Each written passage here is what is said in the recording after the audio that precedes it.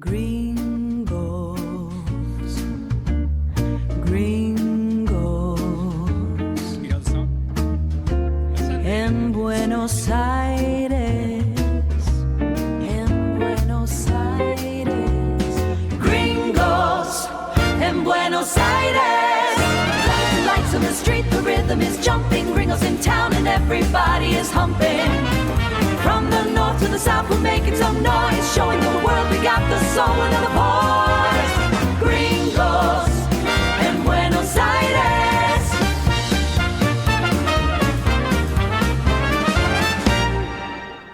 Welcome to another dose of the Gringos in Buenos Aires podcast, a podcast that brings expat / immigrant life to you. I'm your host, Paul Perry, and today's guest is originally from Pasadena, California. He's a filmmaker and no stranger to life over the rainbow. Let's give a warm gringo welcome to Chapee. Hey man, what's up? Thank you, everybody. We're one for the audience. What are you doing, these guys? Hey, did I pronounce that right? Is it Chapee, Chapee? Yeah, Chapee or whatever. Yeah, I mean, people usually say however they want. That's your nickname. Is that your stage name? It's my nickname. I got it from a friend from my hometown in Santa Fe, Argentina.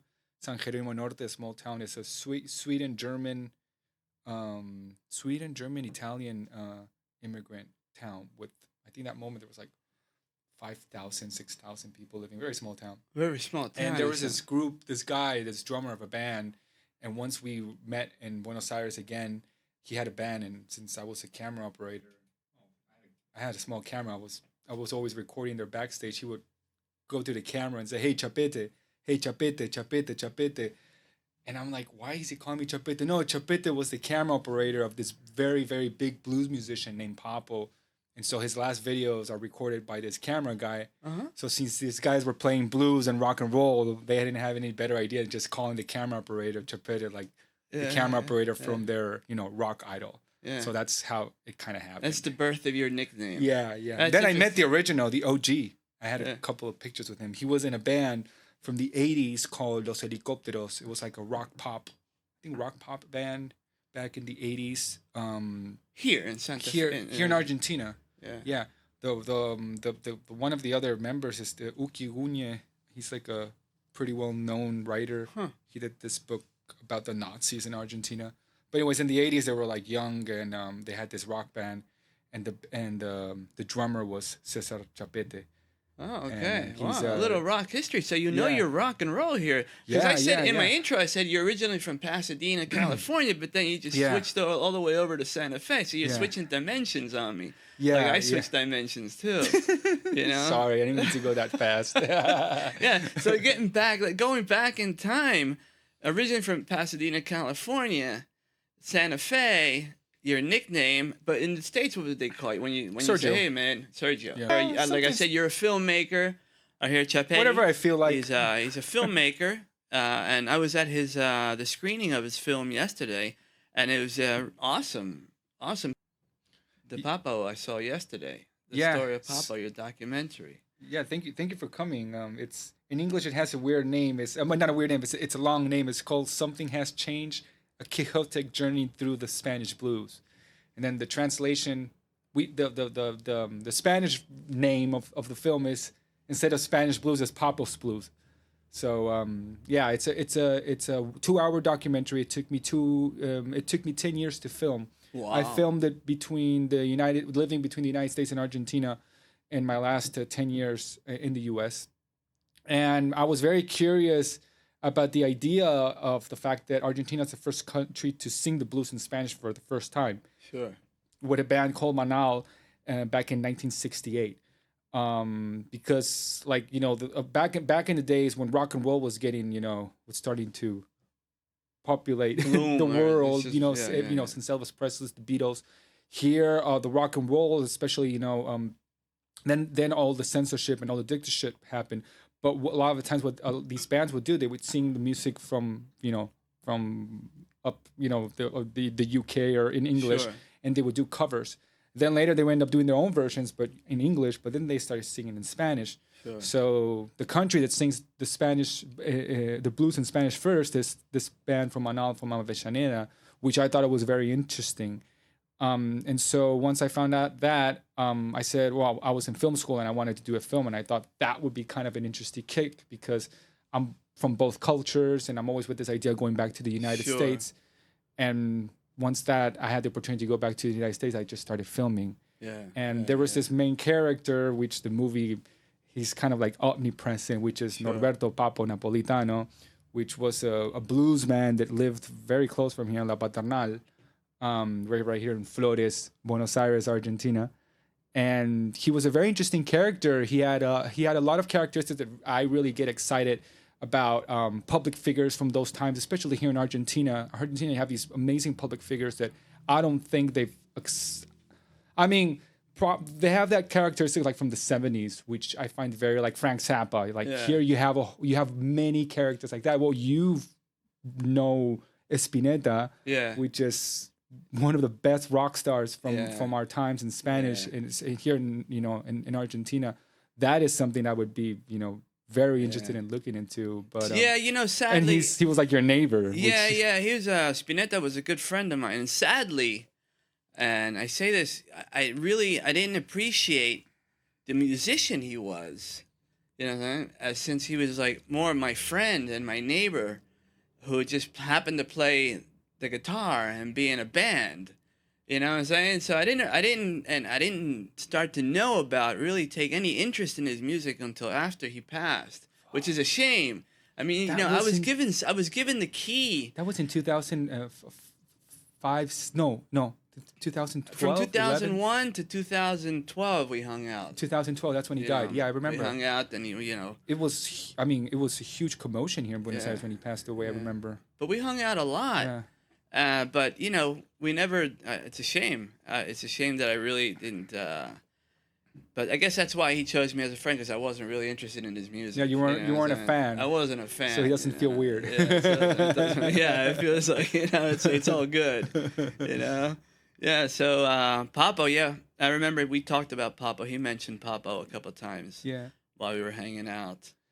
They would always say that Spinetta would steal the musicians that Papo would put in bands, and he ended up taking over that composition. So much of the bands that Papo had, Spinetta later had them. Oh, yeah? I mean, the musicians with a different band name. Sure. But I know they've musically wise they were very, very amazing in the community here in Argentina. They really created a movement.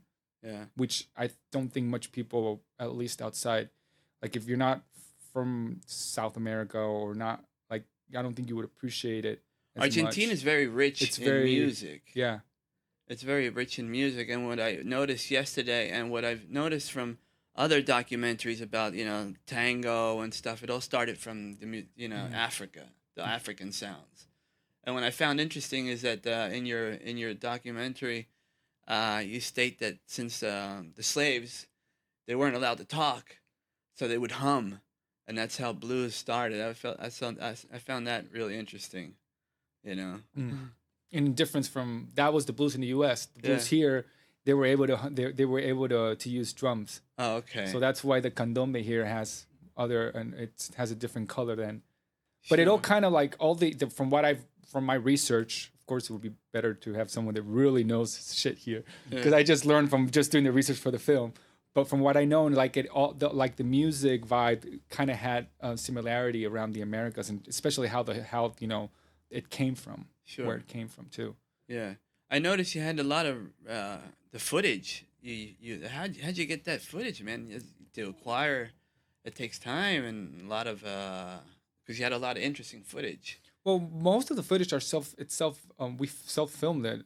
So that's why it took me too long to make it, because I would end up meeting these musicians and these artists or these producers, and they kind of helped shape the film with an idea that I already had, which was basically to help shape the head of new generations. Not shape, but that word doesn't sound nice, but to communicate better the foundation of culture and music, especially in this genre, and where it came from. And I think it's interesting because a lot of youngsters have seen my film and had been very interested in that history and that story. Sure. And I think it really helps you develop yourself as a better artist and as a better musician. Sure. I don't know, your kid, I don't know how old is your kid, and he saw the entire film, right? Yeah. What did he think about it? Yeah, he's a special kid. Let's say that. Oh, good. But I like but special he people. liked it, man. He Cool. liked it. He thought it was it's good. I'm sure he learns something about Argentine music that maybe other kids aren't exposed to. Had I not taken him, maybe he wouldn't have gone. Cool. So it's good that you can pass on this talent that Papo had. Now, to our viewers out there who have are just arrived here over the rainbow or watching this for the first time and don't know much about Argentine rock, Papo is a legend. But what other names can you associate him with, like in the States, for example? Well, basically, what did he play with? He gets very like the movie emphasized that he gets like internationally known when BB King like endorses him, and that's the film plots there. That's when he gets into the blues mafia. So basically, BB King states, and that's on the film, that BB King says that he's traveled all around the world, more than 80 countries in his career, and that he found himself in Argentina and South America, one of the best musicians that he's met, in his career. And so that's why he invites him over to play with him at the Madison Square Garden, it's been 33 years from in the next couple of weeks since they had that gig in New York. And it's considered when the Spanish blues got like internationally known by the international blues community. Sure. Because BB King presents him very, very well. Like if you see the footage, it's like wow. And then there's interviews with BB King, and there are other big names too in that event. Yeah, no, other big names in the documentary. Oh yeah. So yeah, the film also links with. I'm not a big music buff. That's why I'm asking. There were a lot of names. Yeah, well, so Carmen Appice also has a couple of statements in the film because they were going to do a band together in L.A. With Tim Burgett, which are the members from the Vanilla Fudge and Cactus, which is part of like the psychedelic rock and roll movement, like from the 60s. And so he's in the film, and he's actually stating about this type of collaboration that we're going to do, which never happened, and ended up being released in Papo Blues Volume 8 back in 97 or so. And so he just tells a story that how he met him, and Papo has that repetition in his career, and in the film you'll notice that he always kind of blew up his opportunities, and the film is all and if you talk with a lot of people here, from Buenos Aires who actually knew him, he was actually known for having, and even if you read his book, the biography book by Sergio Marchi, which is pretty well done. Yeah, I know Sergio. Oh yeah? Yeah. Oh, he's cool. Yeah. You'll find out that it was kind of like a thing he had, and when he was about to have his pick, he would always screw it at some point. But I mean, in the film, you definitely see very pick moments in his career, like when he ended up being like endorsed by the BB King's Blues Mafia, which is considered his most happiest moment in his life and in his career as well. Sure. The film kind of says that, or gives the idea that he's always wanted to be a blues man. Yeah. The other guy, the keyboard player, what was his name? That's Melvin Deacon Jones. Melvin Deacon Jones. Yeah. Is he playing here? He passed away in 2017. He passed away. Yeah. Okay. He was kind of. He's kind of playing here. He's kind of the door. Well, who's playing here is Tony Coleman, the drummer of BB King, who appears in the film. Okay, there you go. Yeah, he's gonna be doing a couple of gigs here in Buenos Aires, Uruguay, and Chile, August. For those who don't know who he is, who is he? Well, he was BB King's drummer for over 30 years. And he's here playing. He's gonna be in August and tour, basically. Okay. Yeah, it's kind of like a celebration of the 33rd anniversary since he played with Papo and BB King, and that night that we've mentioned. And he's doing a tour with this band, this backing band, that's called Aerofónicos, which is led by Victor Sanders. DC Spetches is also on the film. He's like the guitarist, and Alex Shaques. They're very, very, very good musicians, and they're like the backing band of Tony. And Tony really appreciates the Yeah. you know the band members as people, but as Cool. musicians. Like Shout out. To them, yeah, shout out for Tony TC Coleman, man. August Yeah. 2026, Tony TC Coleman, Uruguay, Argentina, and Chile tour. And maybe on the Gringos in Buenos Aires podcast. Hey, that would be fun. That would be fucking that'd dope. be cool. Yeah. Huh? What do you guys think? Yeah, comment. Excellent, man. All right, so you said you went to film school. How did you decide to get into film? What made you decide to get into film? Was it a calling or just like, you No, since I picked was up a kid, I camera? always wanted to be a filmmaker. Yeah? Yeah, my mom even would tell me, yeah, you always wanted to be a filmmaker. Yeah. What was your favorite show back when you were a kid? Well, I used to watch a lot of cartoons and Kind of cartoons. Like, well, my mom would buy me a lot of Disney shit, so I Alright, would watch that's a lot good. of Disney cartoons when I was a kid. Yeah, she said that The sure. Jungle Book was my favorite movie, the old one. yeah. Though, and I watched a lot of Pinocchio. Like it was very The common, classics. very common in the States. Your parents would buy you VHS. That's Yeah. how they would hook you up with TV. But now it's just a screen and it's more interactive. But back then it was just like VHS. Yeah. I was a big fan of the old Sinbad movies. Sinbad in the Seven Seas, or when he traveled. Sinbad, the Arabian sailor. No, I haven't seen that. Before your time. Yeah, that's right. It was before your time, but there was like the first, like special effects. But anyway, yeah. So you started film school here. You did it here in Buenos Aires. I studied at the CIAVIC, which is a school that actually closed a couple of years ago. Okay. And it was founded, I think, by Aldo Paparella, who was just a renowned filmmaker here in the Argentinian community. His dad was like a famous sculptor. They come from Italy, and they had this school that's called experimental. It's like an experimental film school. Sure.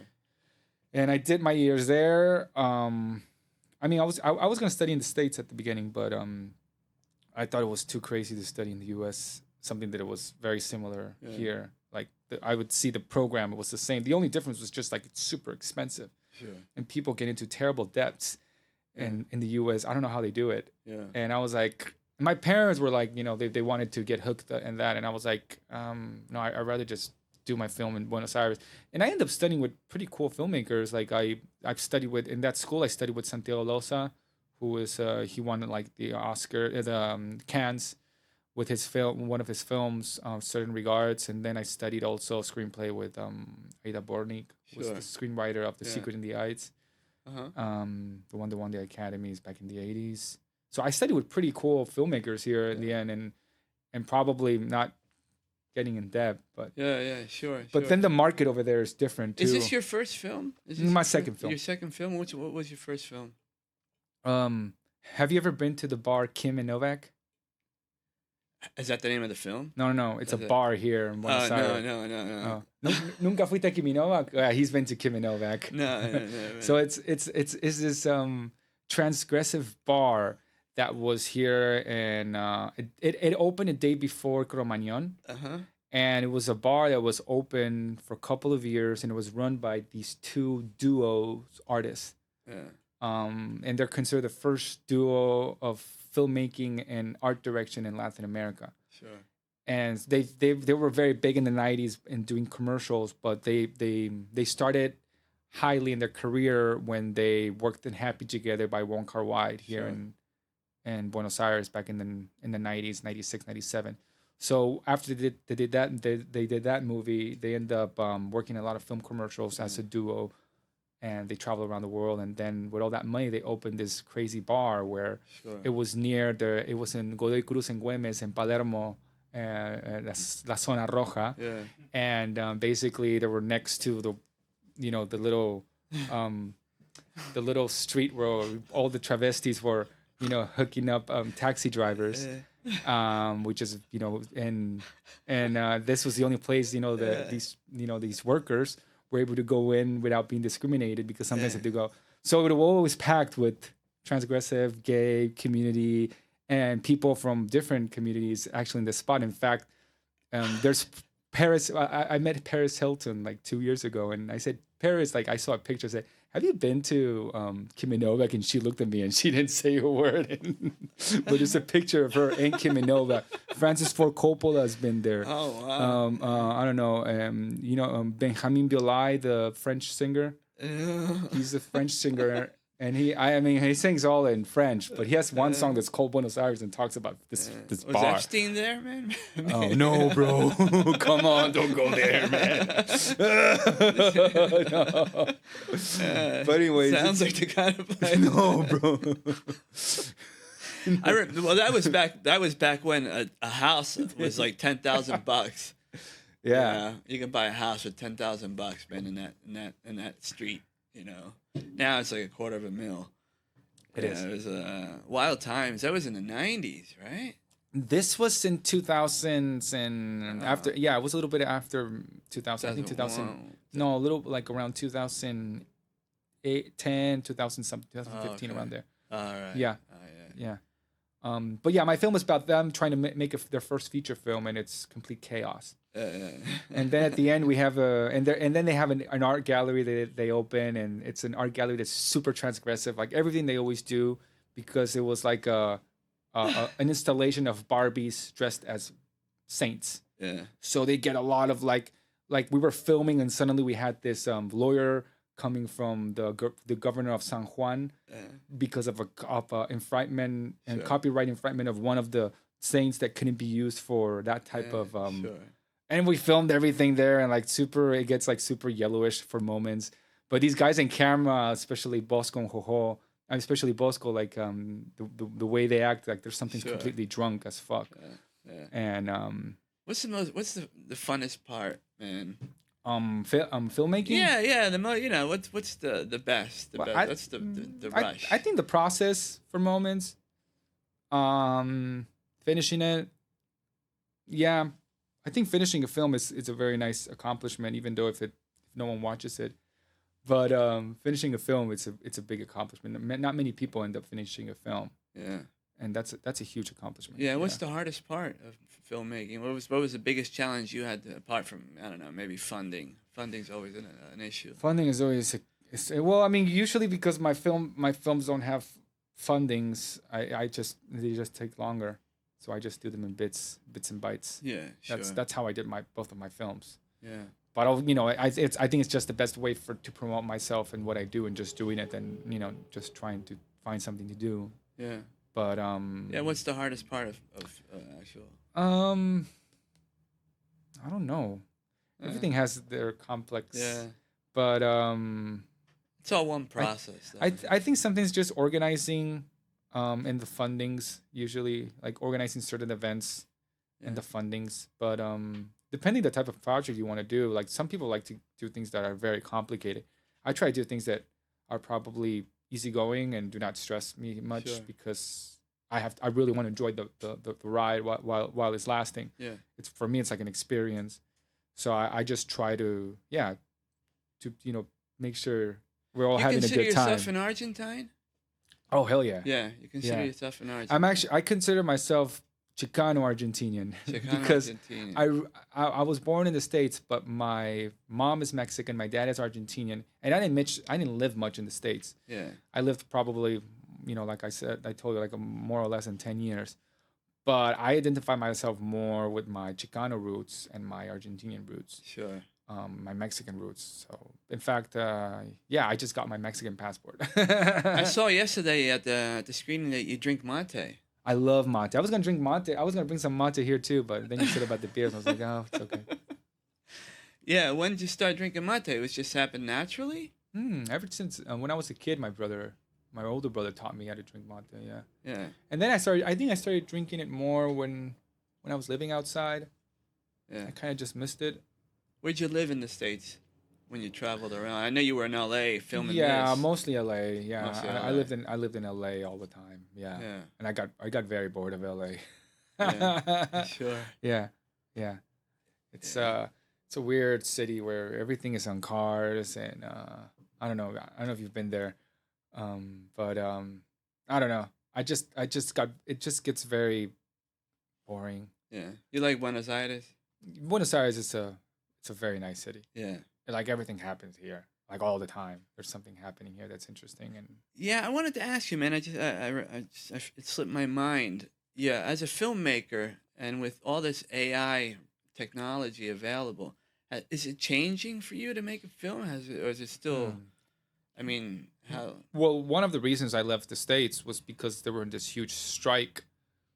I think it was about the screenwriter strike, and then these other strikes came, and I remember like just works just stopped basically in California and Hollywood, so a lot of people were leaving. Then this was also COVID happened a couple of years before, so yeah, and I think what was it the Actors Guild president? What's her name? The girl from The Nanny, like she's The nanny. the nanny actress. forget. Yeah, she's like the president of the union, and they were like in negotiation for like years for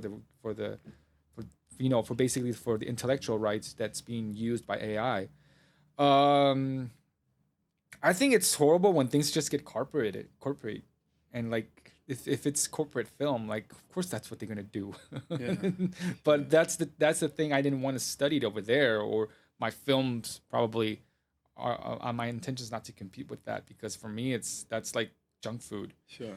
And so it's like the films that I like, or I like the I think it's more like an economical idea, and using AI rather than using the foundation of the story, what your heart is saying, like. Sure. But that's when everything gets corporate. In the US, everything that's brought to the US gets corporate and gets fucked. Yeah. Like that's basically what's happening with with football. Yeah. They're turning into soccer.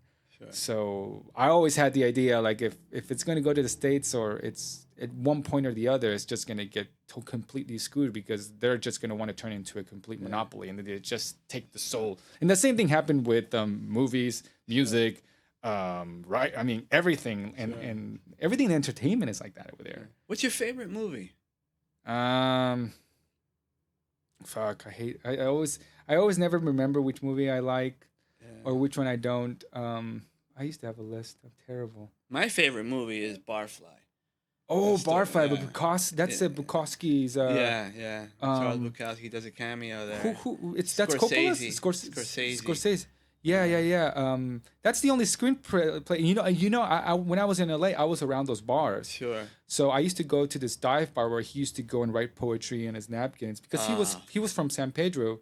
Yeah. That was very close. I traveled there as well doing Uber. Yeah, I love Bukowski. Oh, cool. Yeah. He's like Barfly is my all-time favorite. I can watch that over. I haven't seen that film over yet. again. I gotta watch that. Mickey film. Rourke, he was nominated for an Oscar. In that. Yeah, Mickey. Yeah, Yeah. It was. It had some nominations, didn't win, but. But just the way it's filmed. Yeah, Coppola produced it, and Scorsese produced it. I don't know who directed. I'm not sure. Is that Coppola's? No, it's not Coppola's. No. I remember. No, you're right. Scorsese. It's not. Yeah, I think it's the same. Scorsese. I think it's their company, their film company. Yeah. The Citroscope, the one. I Well, I was- mean, I like the Coppola, like Apocalypse Now. I think of that movie a lot. Do you have a favorite? It's hard to pick a favorite. It's hard movie. to have a favorite. Yeah. Because I guess your favorite movie has to mean something to you. Like some people's favorite movies, like Forrest Gump. Yeah. If you're a little, I mean, dumb honestly, with like it. I think when I saw The Bear by what's his name? Shoot, I can't. I just forgot his name. Not it's this German director. I'm not a movie buff, Oh but shit! I just forgot his name. for example, for me as a kid, The Bad News Bears. The Bad News Bears is a classic all-time baseball movie for kids. Okay. And the coach is a drunk. You know what I'm saying? And he leads the drunken coach leads this band of reckless kids to the championship. Mhm. He sobers up and they win. Everybody changes. It's a great story. American Beauty is also American a great Beauty. story. Yes. There are a lot of great movies. But Argentina has a lot of great films. Argentina has a lot of very good filmmakers too here.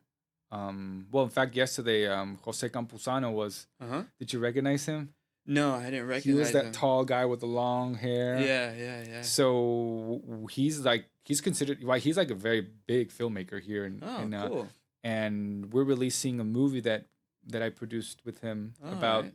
the Tony Coleman when he came last year. Oh, all right. Because he makes films that are much documenting and then adding fiction to it. Sure. He has a very raw way in producing films and filmmaking. Sure. He has a famous film that's called Vikingo, which is usually it's en el conurbano de Buenos Aires. So he gets these very raw communities and that people do not know much about, and he makes movies about them. So like Vikingos is about these bike riders from the conurbano. Yeah. With their handmade, their modified motorcycles and their, their clothing and stuff, and it's just the stories about them, and acted and portrayed by them. Yeah. So yeah, I mean, Campuzano is like definitely a filmmaker in my list. Like he really inspires me, and also like what he does, he puts the light into like these marginalized communities, which it's fucking amazing. I was with him once. We were having a barbecue. No kidding. This bike driver comes over, like, dude, this guy, like, and he puts himself on the knee and say, dude, thank you so much for making the movies. You really portray dude in front of that's the reward. Yeah, thank you, man. Like people recognize him on the, like, it's that's pretty cool. That's special. I think that's very like here. Yeah. There's so many stories to tell. There's so much. It's so rich. So many interesting stories. I remember one time I went out, and I got kids. They were small. We went out. We stayed at this farm. The farm had a little train track, and it went and it passed, and it would go past to like a gaucho's house. They had a train. Yeah, a little train, little mini train. Little. It was out there in Branson. Oh, it was nice. called La Loma Granja Verde or something like that. Okay. I'm talking. This was in their backyard.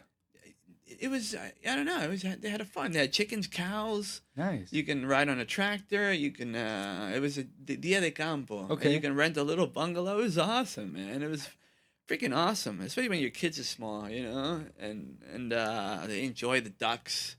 Anyway, so you'd go into this gaucho's house, and you would see that they use like the cow's head, their skull, as their seat, what I'm saying, with the cow's hide, and it's just like, and I started to write. I wanted to write a ghost story about this gaucho, you know what I'm saying, a gaucho ghost story. So anyway, if you can use your imagination, I guess that's I'm just rambling on here, but anyway, if you use your imagination, there's so much to write about anywhere you go here.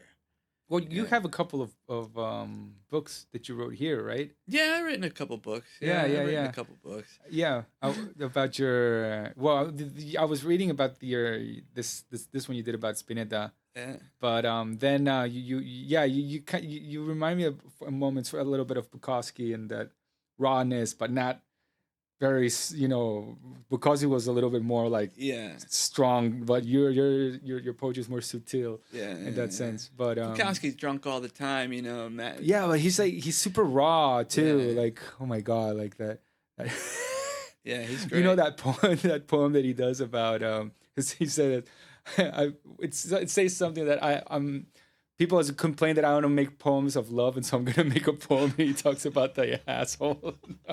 You know which one I'm talking about? Yeah. He's I recommend. And it's Bukowski. actually a pretty good poem of true love, and he talks it through an asshole metaphor. Only Bukowski can do that, man. Yeah, he was a genius. So the bar I used to go in LA was called what was it called? It was this bar in downtown LA, and it had this very beautiful black and white floor, and it was have you heard of Skid Row? Yeah. So Skid Row is like this very very where all the homeless in LA are for some reason. Like they're just all there. Like the social service in LA in the States, it's completely crazy. But I'm not gonna go there because that's a different conversation. Because it's called Skid Row. I mean, if you're homeless and just like, I don't know, where are you gonna go? I go to Skid Row.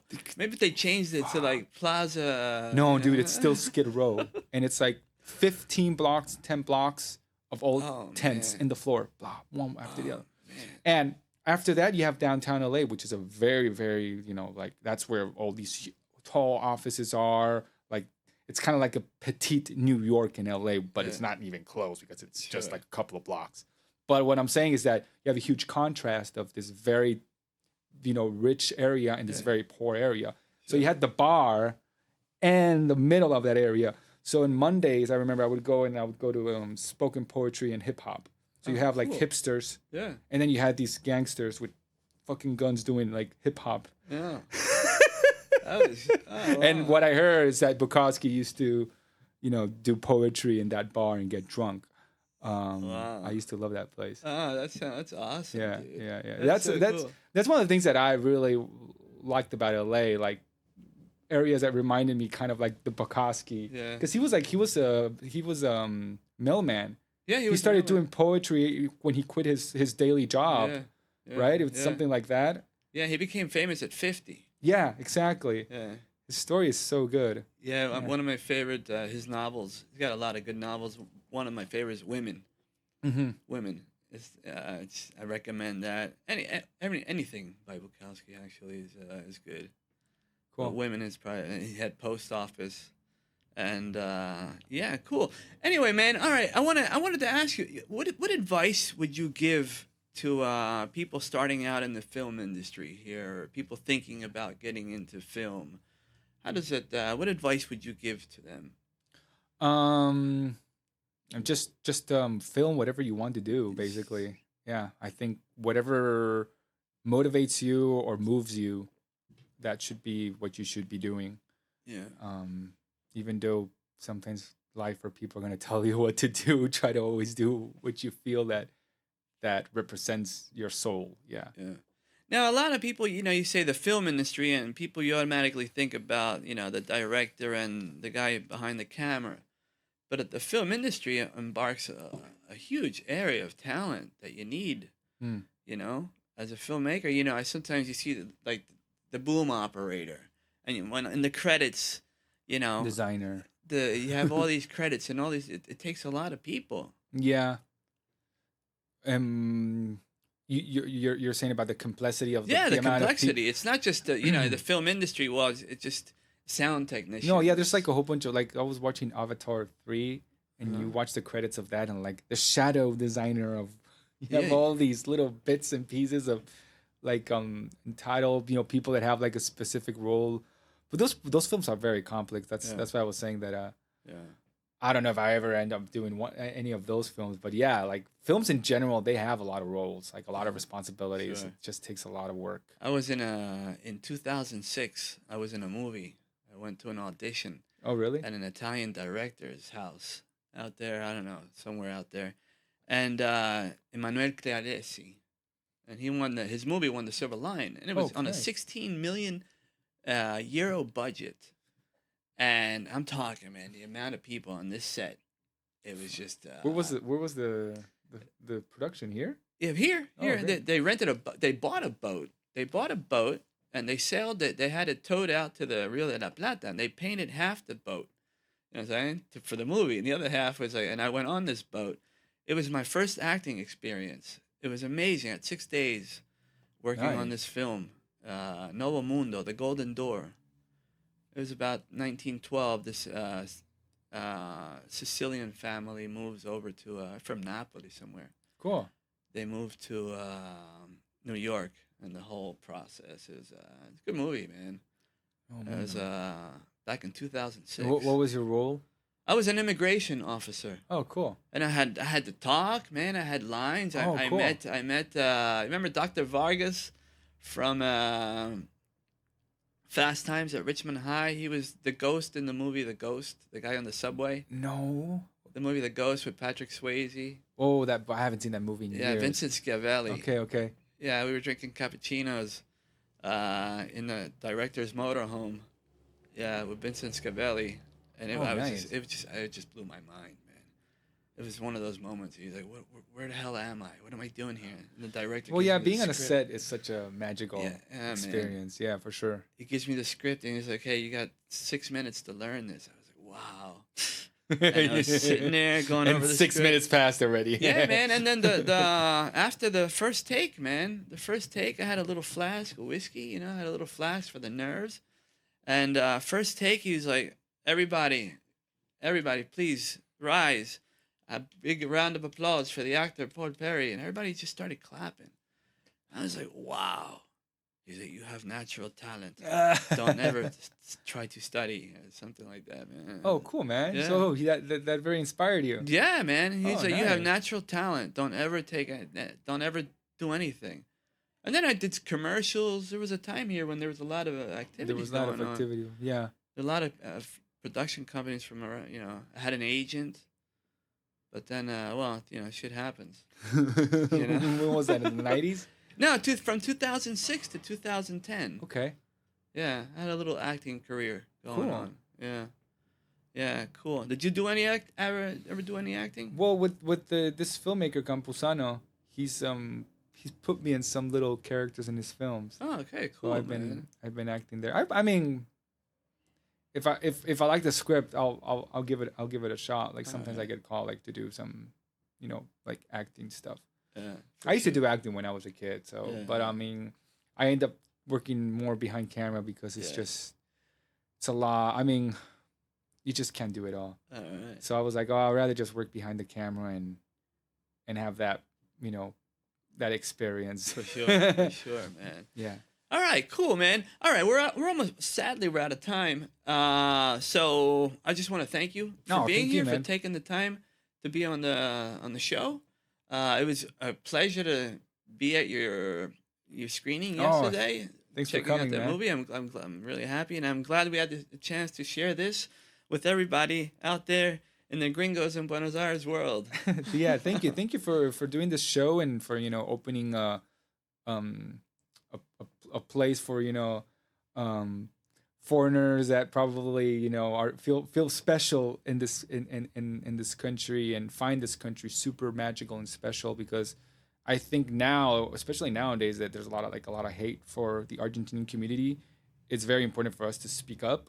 Sure. And have these type of channels and places where we can also respond to that, which I find it completely violent. People just speaking about our community here and do not know shit. They've never been here. They don't even know where it is. Yeah. And they just get a part of history, what works for them, just to create a violent image of our community. And I just think that everything that's happening right now is just terrible, and it's very important to have like independent artists like yourself that that you are from the hood and you can actually have an idea and independent tools that can help express more of the communities, because I think we're going through some really weird times.